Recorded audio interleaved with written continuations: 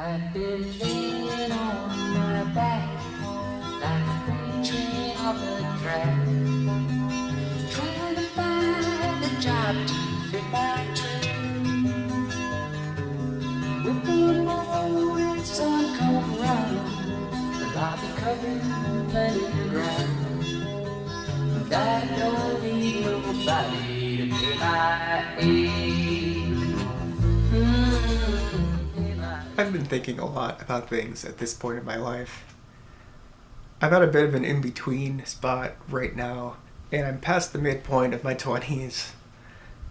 I've been evaluating and rearranging, and I wanted to get some thoughts out that I've been having, and hope that they maybe make some sense and are somewhat coherent a little bit. It seems that so many people are just in a constant go mode.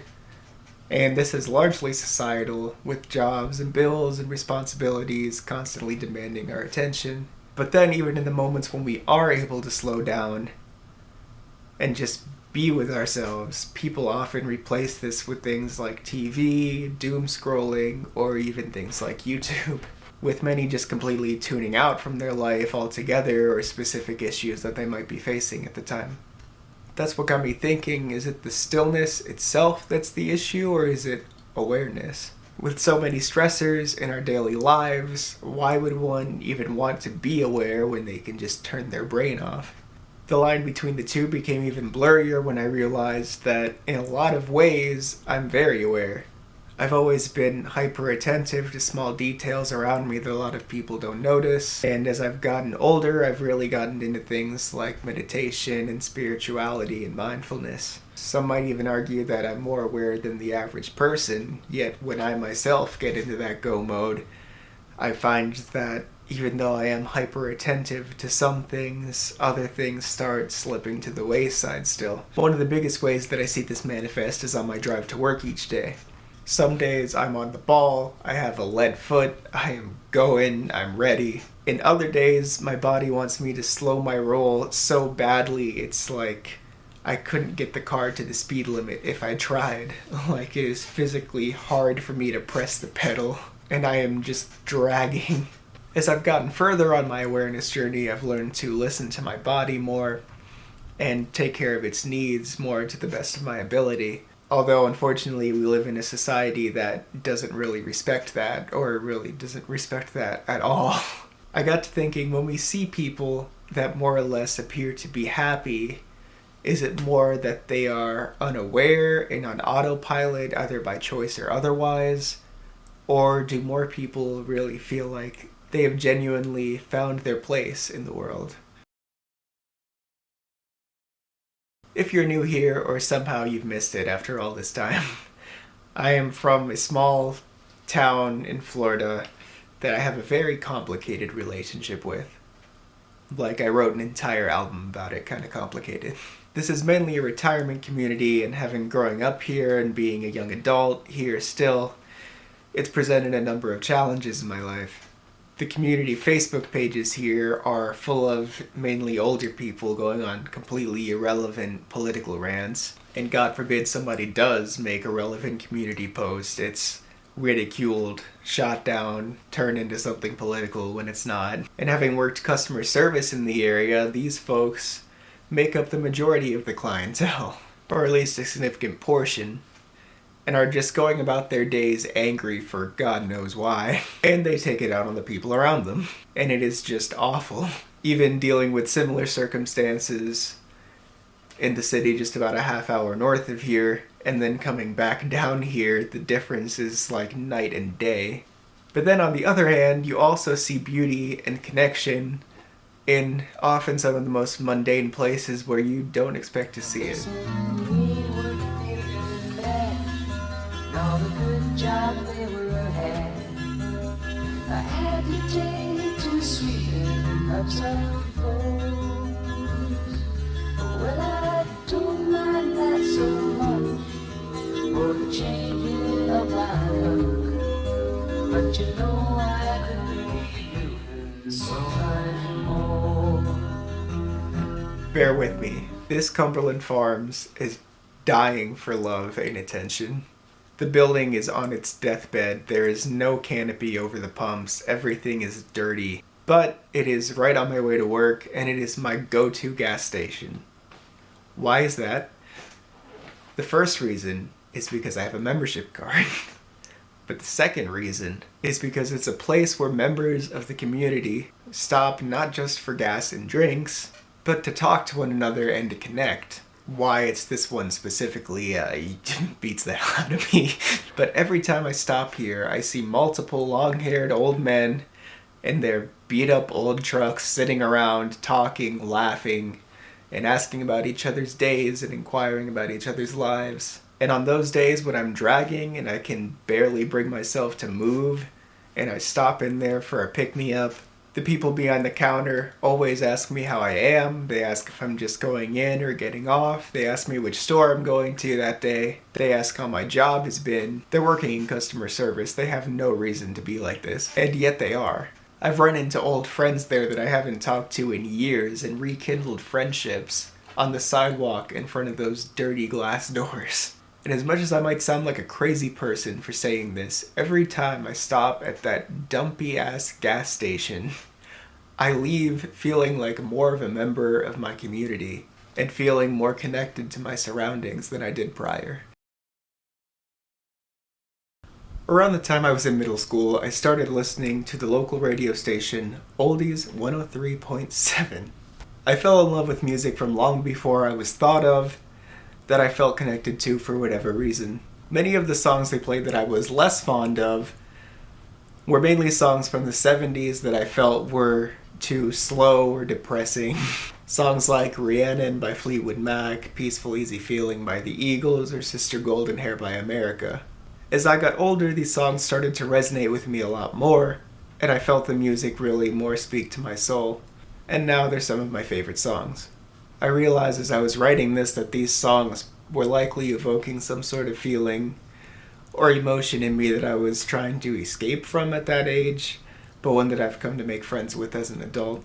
Likely the same types of feelings that so many people are trying to escape from even as adults. Even as a child, for whatever reason, I was afraid to slow down and not maintain a state of upbeatness, so to speak. Earlier this year, I came to realize as I did some internal work and made some changes that I suddenly really loved this genre that I had called, without even thinking of the show, that 70s feeling. And you're probably saying, but Ryan, this is literally like just yacht rock. Like, it has a name. It's a defined genre already, and I didn't ask, okay? I just didn't ask. Since I was a kid, I've always been obsessed with the future, mainly how I saw it depicted in television, in the theme parks, and also in the design trends emerging as the internet was becoming more and more mainstream. It was something that I wanted to strive for and to be a part of as I grew up. Technology that we can't fathom in a world living in happiness and harmony is something that I was excited to be a part of as I got older. So much so that now it kind of feels like I didn't always enjoy the moment as much as I really should have. I was always fixated on going from one exciting thing to the next. And sure, part of that is just being a kid, and I know many people experience the same thing and still do this as adults, but I'm not saying also that I long to be a kid again. Despite the responsibilities and the stress, the independence, and the ability that I have as an adult is something that I wouldn't trade for the world. It's something that is so important to me. Really what I think it comes down to, I still long to continue striving for bigger and better things and creating a better future for myself and for the world. But part of me still longs for my current self to be able to return to some of my past comforts as a child. Sure, I can slow down now and just be with myself and be comfortable, but I can never go back to the things that brought me so much joy at that time in my life. Christmas time was always my absolute favorite thing as a kid. Every year, without fail, Thanksgiving and Christmas meant going to my grandparents and all of my family being together in loving harmony. Now that I'm older, lots of people are now gone. The physical locations that we get together at are changing, and there's a part of me inside that really hates that. In the brain of my inner child, Thanksgiving and Christmas means going to Grandma and Grandpa's house. So when that changes, my inner child is like, what do you mean we're not doing that? And sure, this might sound like completely trivial things, and this is definitely my own personal struggle to deal with, because it's going to change whether I want it to or not. But it again becomes even harder when I take off the nostalgia glasses, so to speak, and I remember that even though it was largely positive, there were moments and times that were not as glittery and perfect as I like to remember them being. But it's all just really a part of doing the work and healing that. And really, the balance needs to be struck between finding new childhood Christmas moments and just being happy with where I am right now, because I will never be right here and right now ever again. And neither will you.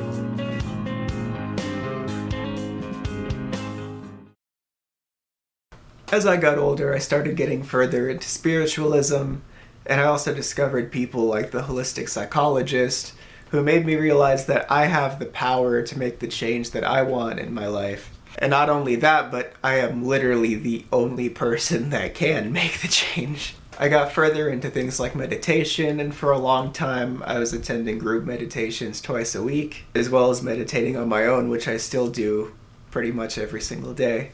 I've noticed both from being told and through my own personal observation that this is uncomfortable for many people. For what seems like the majority, they would rather, I guess, drown out what's in their head rather than face it head on and do something about it. And I am in no way like trying to put people down or imply that I am superior in some way or anything like that, because I am not. And I will be the first person to tell you that I am so far from perfect. Not wanting to deal with that is really just normal human behavior, because it sucks and it's hard. There are so many people that like approach me astonished that I'm like into this at such a young age. At least so they say. And the reason that I say this is to bring awareness just to the fact that it is a societal issue, really, at its root. You bet that I, myself, have turned to external distractions so many times. But the thing that I keep discovering time and time again, every single time that I try to do that, is that you can't do it from the outside, you have to do it from the inside. So many times I've seen so many people around me using constant forms of distraction and abusing substances, and I had to make the firm choice that that was not going to be me, and set clear boundaries that I do not want to be around any of that at all. Like, personal zero tolerance policy. Sure, I have vices, like anybody else does, but just for example, I had to make the choice to not drink alcohol anymore, and instead go a more natural or holistic route if I'm going to do anything at all. I've seen alcohol go so bad for so many for so long, with that only being one example, and I just had to put my foot down on it and say no more, because even though I was never a heavy drinker myself, and I've never touched drugs, I just could not handle any of it anymore. People have been very supportive of my decision so far, although many of the people in my life have changed over the past year especially, but really over the past several years. And oddly enough, I've found that I'm criticized more for doing the work, as I was talking about. I'm criticized more for being still and for working on myself than I do for choosing not to drink. Or more so, I really just encounter a large number of people that really just don't understand, even though I think that number is getting smaller. And although I know, like I said, it sucks, it's hard, it isn't easy, the reward is so great that I just still don't understand why more people don't do it. So although this wasn't the main point, it does kind of go hand in hand. I'm kind of going through a bit of like a rebrand thing. I don't know.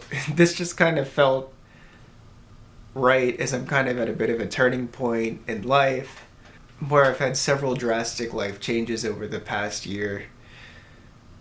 And I'm just kind of naturally going in a new direction. As far as like my creative projects are concerned, I had the thought, why am I trying to put everything into like a brand that is outside of myself when at the core of what I'm trying to do, I am the brand, so to speak. And I am a person, not a brand. So I'm just going to be myself. And for most places, I'm going to be dropping the entertainment from the name. And I'm just going to keep that pretty much as like my music label. And from here on out, I'm just going to be myself.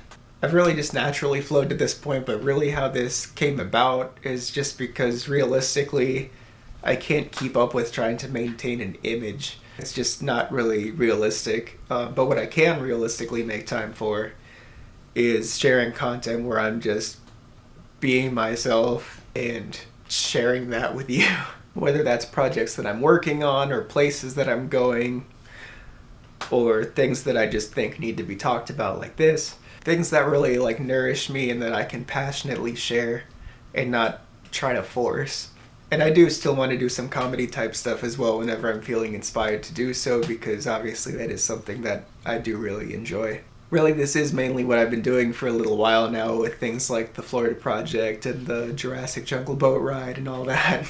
But I'm going to lean into it a lot more versus things like the show that I was doing, which was great for a really long time, but it's just not really as much of a priority in my life right now. But regardless, I'm not going anywhere. I'm just changing a little bit, as people oftentimes do. I'll be coming home tonight.